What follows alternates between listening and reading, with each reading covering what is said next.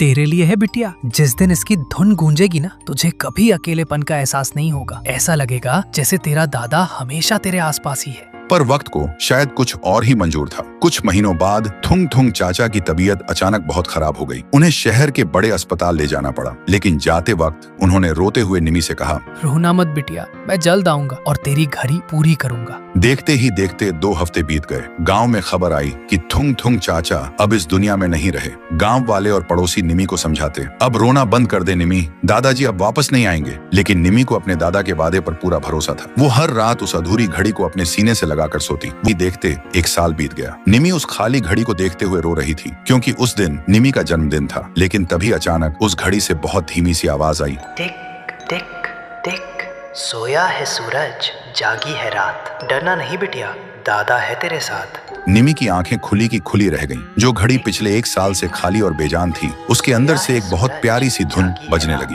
वो वही धुन थी जो उसके दादाजी उसके लिए गुनगुनाया करते थे। निमी ने हैरानी से पीछे मुड़कर देखा, और उसने जो देखा उसके रोंगटे खड़े हो गए। दादाजी उसके सामने खड़े थे। उनके चेहरे पर एक अजीब सा नूर था। उन्होंने अपने हाथ आगे बढ़ाए और बोले, मैंने कहा था ना बिटिया, मैं अपना काम अधूरा नहीं छोड़ूंगा। सुनते ही निमी भागकर उनके गले लग गई और रोते हुए बोली, दादा, आप वापस आ गए। दादाजी ने मुस्कुराते हुए कहा, मैं गया ही कब था। अब जब भी तू डर जाए या अकेली हो, बस इस घड़ी की धुन सुन लेना। मैं हमेशा तेरे पास रहूंगा, अब रोना नहीं।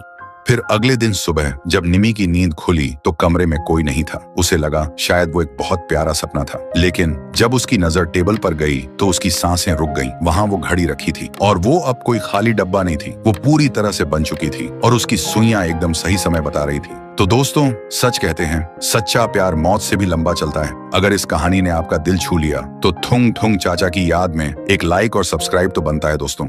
तो दोस्तों, कैसा लगा आप लोगों को ये कहानी? कमेंट में अपनी राय जरूर बताना और चैनल को जरूर सब्सक्राइब कर लेना। मिलते हैं एक नेक्स्ट वीडियो में, तब तक के लिए बाय बाय।